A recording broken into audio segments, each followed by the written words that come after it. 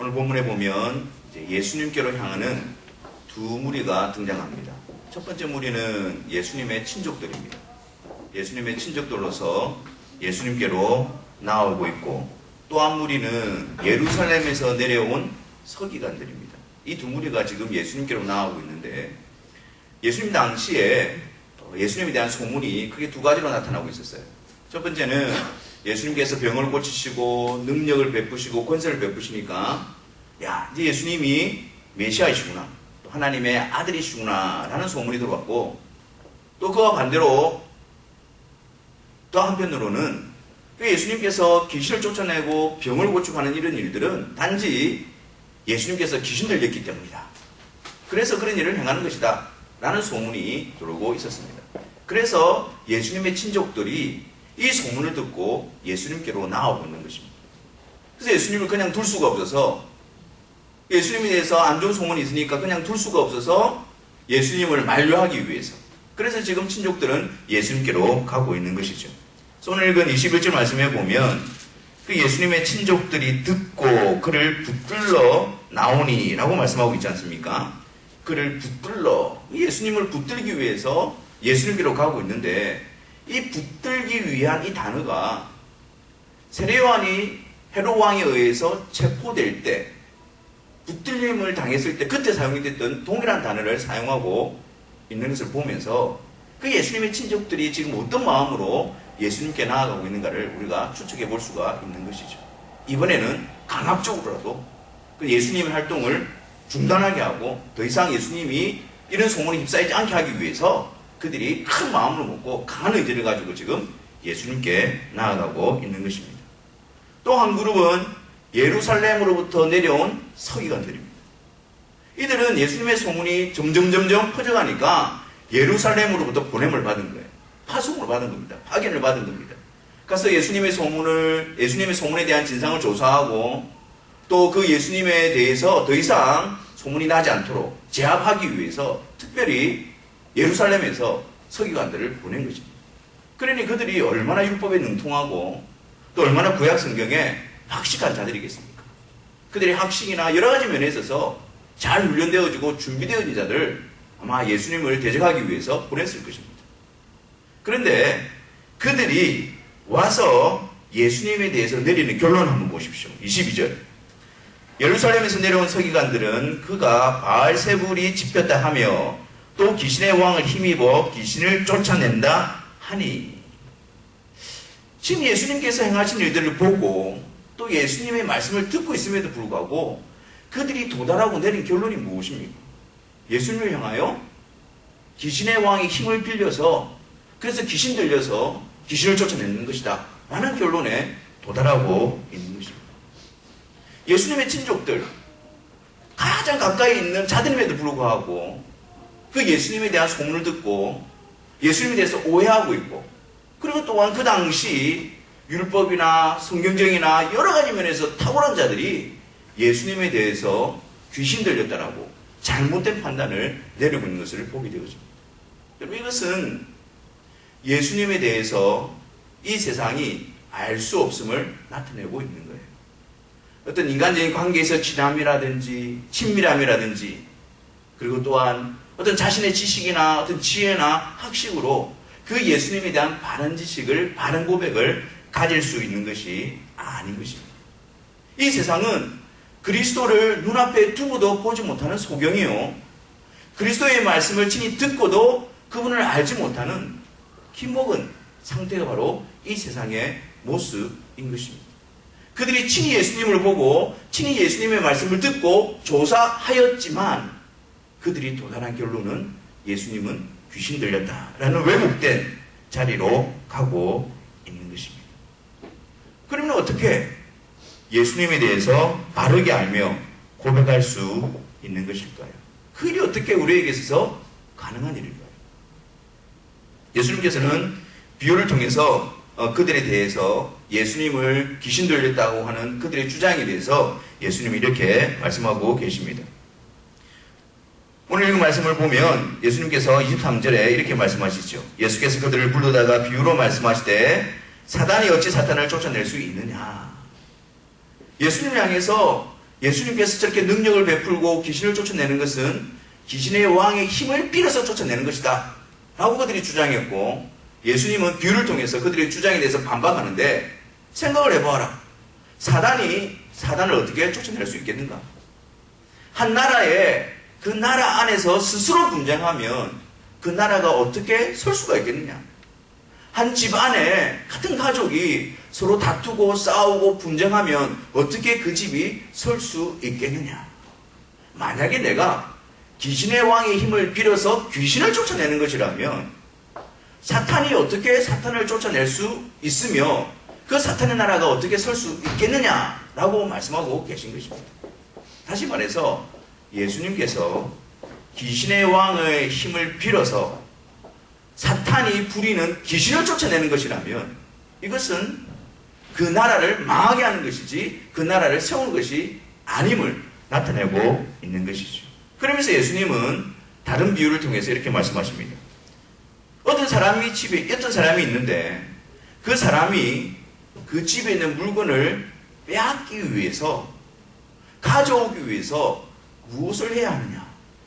그 집을 지키고 있는 강한 자를 먼저 결박하고 난 다음에, 그리고 난 다음에 그 집에 있는 세간을 가져올 수 있지 않겠느냐라고 말씀하시면서 예수님께서 귀신의 왕의 힘을 빌어서 귀신을 쫓아내시는 분이 아니라 오히려 강한 자, 귀신의 왕, 사탄을 결박하심으로 귀신을 쫓아내시는 분이심을 나타내 보여주고 있는 것입니다.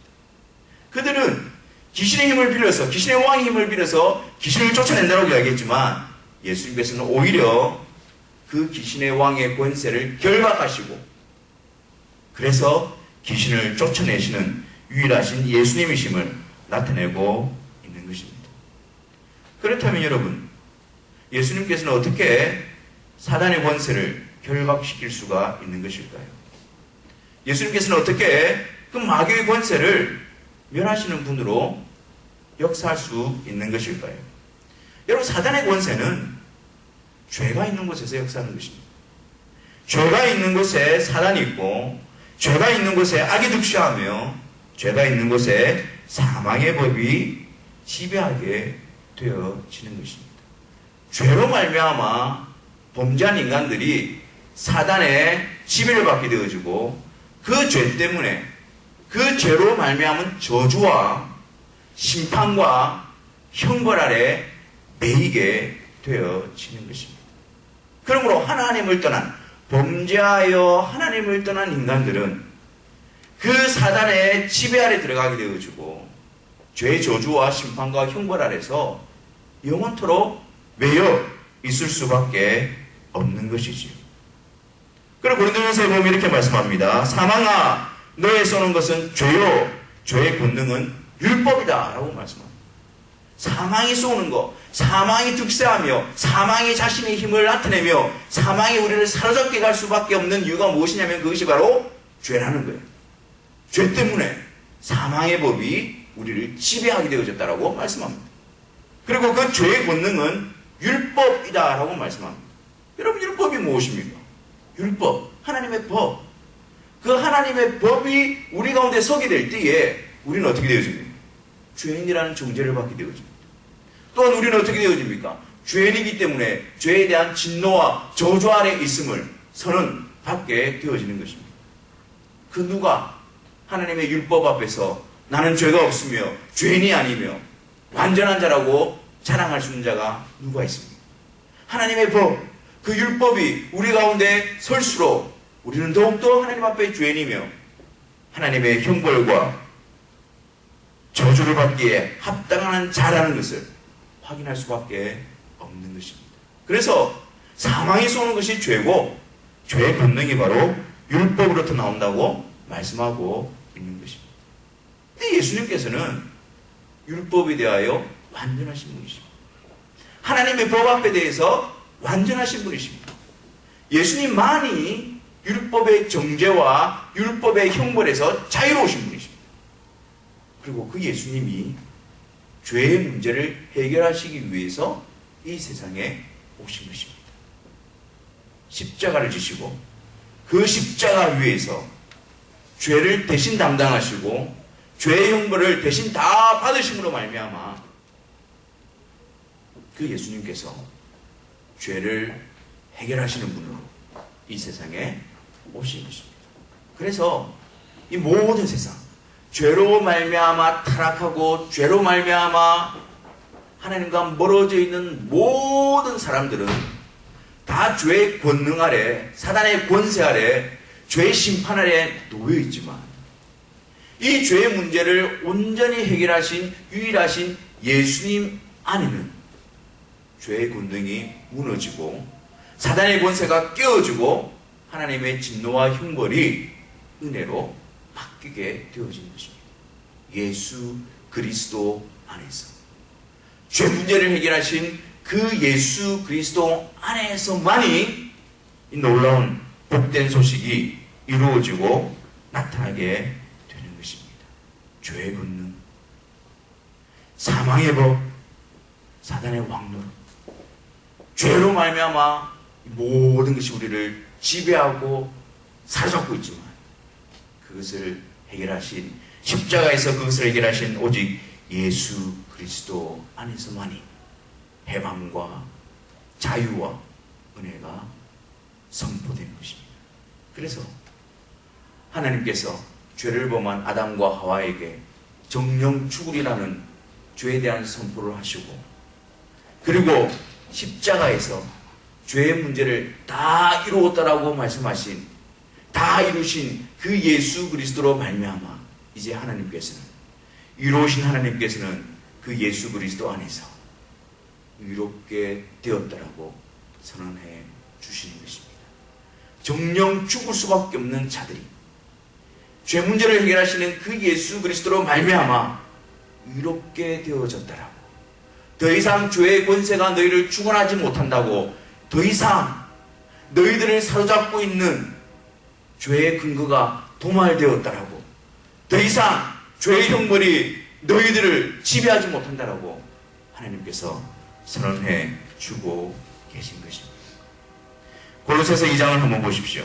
골로새서 2장 14절과 15절에 보면 이 부분에 대해서 이렇게 말씀합니다. 우리를 거스리고 불리하게 하는 법조문으로 쓴 증서를 지우시고 제하여 버리사 십자가에 못 박으시고 통치자들과 권세들을 무력화하여 드러내어 구경거리로 삼으시고 십자가로 그들을 이기셨느니라. 하나님께서 우리를 거스리고 하나님 앞에서 불리게 하는 그 법조문, 율법의 근거, 죄의 근거, 그 모든 것들을 지우시고 자여 버리시고 십자가에 못 박으셨습니다. 통치자들과 권세들, 세상의 권세 잡은 악한 영들이죠. 사단의 권세지요. 우리를 죄인이라고 참소하는 자들이죠. 그들을 무력화시켜 버리시는 것입니다. 무엇으로요? 십자가로 그들을 이기심으로. 예수님께서 십자가에서 우리의 죄를 대신 담당하심으로 우리의 죄의 근거를 도말하심으로 말미암아 그 예수님으로 그 십자가로 그들을 이기시고 우리에게 의롭게 되었음을 선포해 주시는 것입니다. 그래서 여러분 오직 예수 그리스도에는 없는 것입니다. 그래서 예수 외에는 하나님의 은혜와 하나님의 놀라운 사랑을 받을 수 있는 곳이 없는 것입니다. 내가 아니고 예수 그리스도 그분이 이루신 그 일을 통해서 나에게 하나님의 은혜와 사랑과 의롭다 여기심이 베풀어지게 되는 것입니다. 우리는 정죄에 합당한 자이죠. 우리는 죄의 저주 아래 매일 수밖에 없는 자이죠. 우리 스스로는 그곳에서 벗어날 수 없는 자이죠. 하지만 예수님이 우리의 유일한 도피처가 되어주시고 그 예수 그리스도 안에서 죄와 사망의 법이 깨트려지고 오직 그 예수 그리스도 안에서 하나님의 자녀되는 놀라운 은혜와 특권을 받아 누리게 되는 것입니다. 그래서 예수 그리스도만이 사단의 권세를 깨뜨리시고 예수 그리스도의 십자가를 통해서 그들을 이기심으로 우리에게 생명을 베풀어 주시는 것입니다.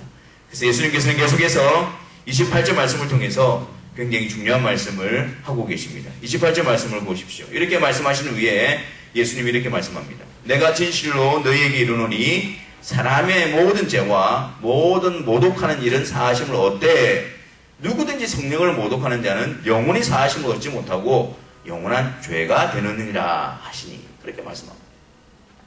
지금 이 말씀은 사람의 모든 죄와 모든 모독하는 일은 사하심을 받을 수 있기 때문에 우리가 마음대로 죄를 지어도 된다라는 것을 말하는 것이 아닙니다.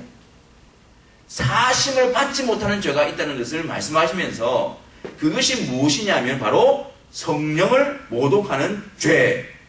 누구든지 성령을 모독하는 자는 영원히 사하심을 받지 못한다라고 말씀합니다.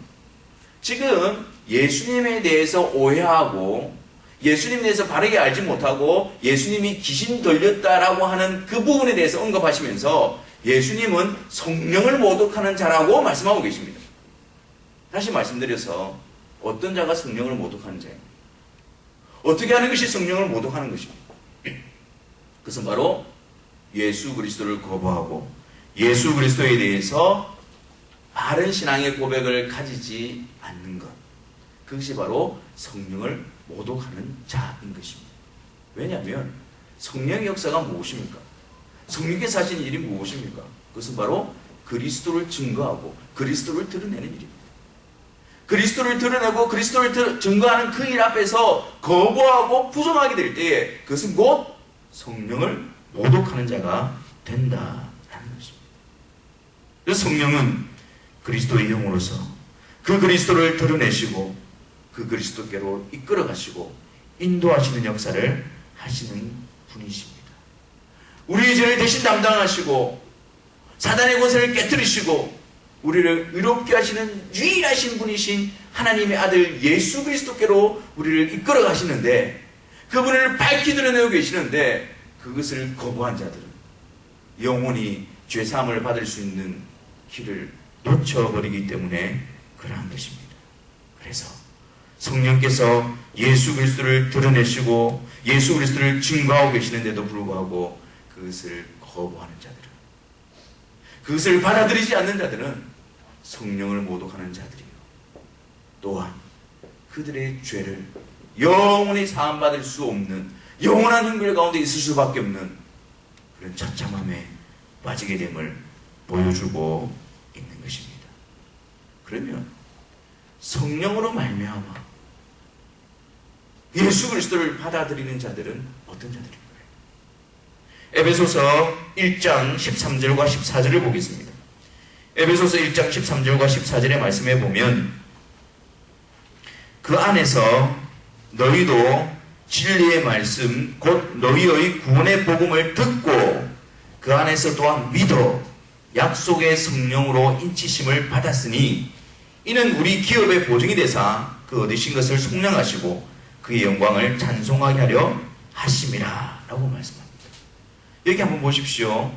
약속의 성령으로 인치심, 성령을 하나님께서 보내주셔서 인을 치셨다는 것입니다. 도장을 찍어 놓으셨다는 것입니다. 성령을 보내주셔서 너는 나의 소유다, 나의 것이다 라고 도장을 찍어 놓으셨는데, 그러한 자들이 어떤 자들이라고요? 진리의 말씀 곧 너희의 구원의 복음을 듣고 믿는 자. 구원의 복음을 듣고 믿는 자, 그들이 바로 하나님께서 보내시기로 약속하신 성령으로 말미암아 믿게 되어지고 그 성령이 그들 가운데 있음으로 말미암아 하나님이 성령의 인을 그들 가운데 찍어두고 계시다는 것입니다. 그리고 그것이 무엇이 되어진다고요? 이는 우리의 기업의 보증이 되사, 그렇게 하나님께서 예수 그리스도로 말미암아 부른 자들을 인을 치셔서 너는 나의 소유야, 너는 내 것이야, 이렇게 하나님께서 인을 찍어 놓으시고, 그리고 그들에게 성령이 무엇이 되어진다고요? 기업의 보증, 장차 그들에게 허락하실 하나님 나라의 보증으로 성령을 우리에게 보내주고 계신 것입니다. 여기서 말하는 보증은 일종의 계약금과 같은 것입니다. 일종의 이 모든 것이 장차 이루어질 일이지만 이것이 너에게 주어져 있다라는 확신으로, 약속으로, 보증으로 성령을 그들에게 보내주고 계신 것입니다. 그러므로 성령의 있지심, 성령의 보증, 이것이 바로 진리의 말씀, 곧 구원의 복음을 듣고 믿어 이 역사를 통해서 우리 가운데에 일어나게 되어지는 것입니다. 예수 그리스도의 복음을 거부하는 자, 예수 그리스도의 복음이 밝히 드러나고 있는데, 예수 그리스도의 복음이 증거되고 있는데 그것을 거부하는 자, 그들이 바로 성령을 모독하는 자이고, 그 성령의 인치심과 보정이 되신 성령을 통하여 선포되어지는 복음을 듣고 믿는 자들은 성령 안에서 주의 자녀로 부름을 받고 있음을 우리에게 가르쳐주고 있는 것입니다. 계속해서 주의 말씀을 한번 보십시오. 그래놓고 주님께서 어떻게 말씀합니까? 그때에 예수님의 가족들이 와서 밖에 서서 사람을 보내어 예수님을 부릅니다. 예수님, 당신의 어머니와 동생들과 누이들이 밖에서 찾고 있습니다. 근데 예수님께서 무엇이라고 말씀합니까? 예수님은 둘러앉은 자들을 보시며 말씀하시되 내 어머니와 내 동생들을 보라. 누구든지 하나님의 뜻대로 행하는 자가 내 형제요 자매요 어머니이니라 라고 말씀하십니다. 예수님께서 육신의 가족을 무시하신 것이 아닙니다. 예수님을 통해서 이루어 가실 하나님의 가족, 영적인 가족에 대해서 지금 말씀하고 있는 것입니다. 예수님의 가족은 혈통으로 혹은 인간의 뜻으로 이루어지는 것이 아니라 하나님의 뜻대로 행하는 자들이 내 형제요 자매요 모친이니라 라고 말씀하고 계시는 것입니다. 하나님의 뜻대로 행하는 자가 예수님의 가족이 되어진다는 거예요. 그러면 하나님의 뜻대로 행하는 자가 누구입니까? 우리는 보통 하나님의 뜻대로 행하는 자 하면 무엇을 떠올립니까? 하나님의 계명을 떠올리죠. 그래, 하나님께서 항상 기뻐하라 그랬어. 쉬지 말고 기도하라 그랬어. 범사에 감사하라 그랬어. 이것이 너를 향하신 하나님의 뜻이라 그랬어. 그게 하나님의 뜻이야. 그걸 지켜야 돼. 거룩하게 되는 것, 그것이 너를 향하신 하나님의 뜻이라고 그랬어. 그것을 지켜야 돼. 물론 우리를 향하신 하나님의 뜻이죠. 근데 여기서 하나님의 뜻대로 행하는 자가 가르치는 것이 무엇일까요? 이 전체 문맥에서, 이 본문에서 하나님의 뜻대로 행하는 자가 과연 무엇을 드러내는 것일까요? 처음으로 다시 돌아가 봅시다. 지금 예수님께 나온 자들이 예수님에 대해서 어떻게 오해하고 있습니까? 예수님을 향해서 귀신 들렸다라고 말합니다. 예수님에 대해서 잘못 접근하고 있습니다.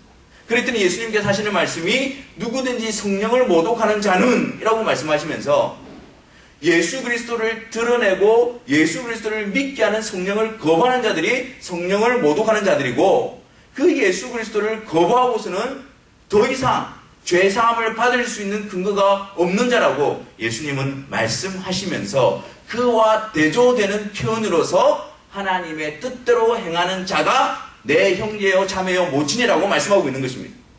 그래서 여기서 하나님의 뜻대로 행하는 것은 하나님의 계명을 지켜내는 자들을 의미하는 것이 아니고 성령을 모독하는 자, 예수 그리스도를 거부하는 자들과 대조되어져서 사용되어지는 표현으로 등장하고 있다는 것입니다.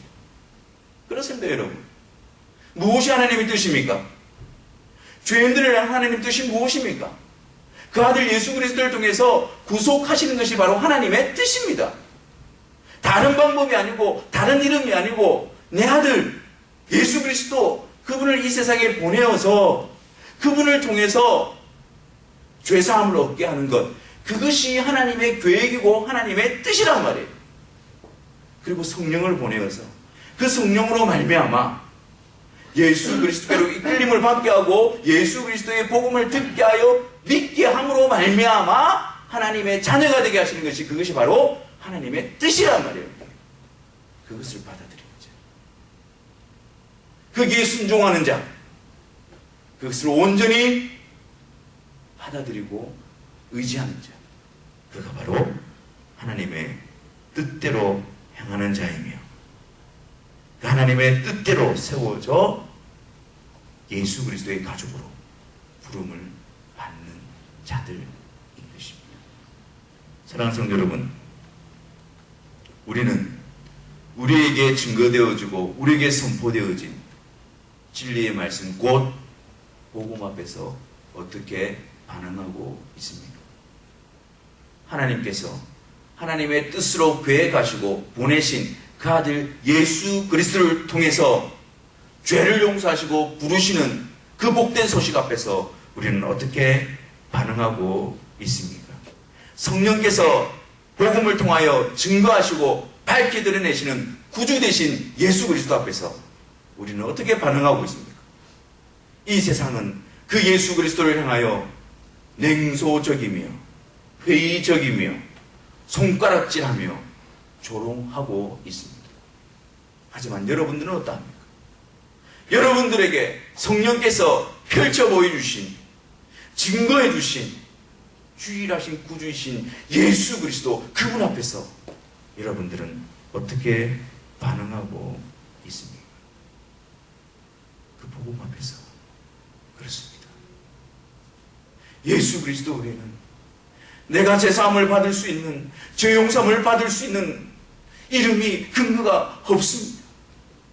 하나님께서 말씀하시고 약속하신 대로 그 예수 그리스도를 통해서만이 제가 하나님 앞에 어여시 설 수 있으며 그 예수 그리스도의 의를 힘입어 내가 하나님 앞에 당당히 설 수 있으며 그 예수 그리스도에 대한 믿음을 주신 성령이 바로 그 증거이며 보증임을 제가 믿습니다.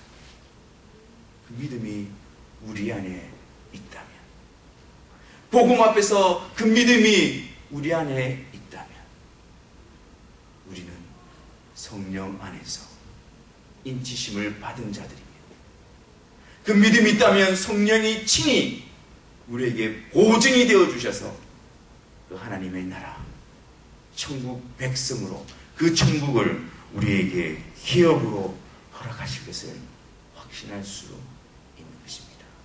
사랑하는 성도 여러분, 주님의 복음 앞에서 성령을 힘입어 기쁨으로 감사함으로 주님 앞에 믿음의 고백을 돌려드리시기를 바랍니다.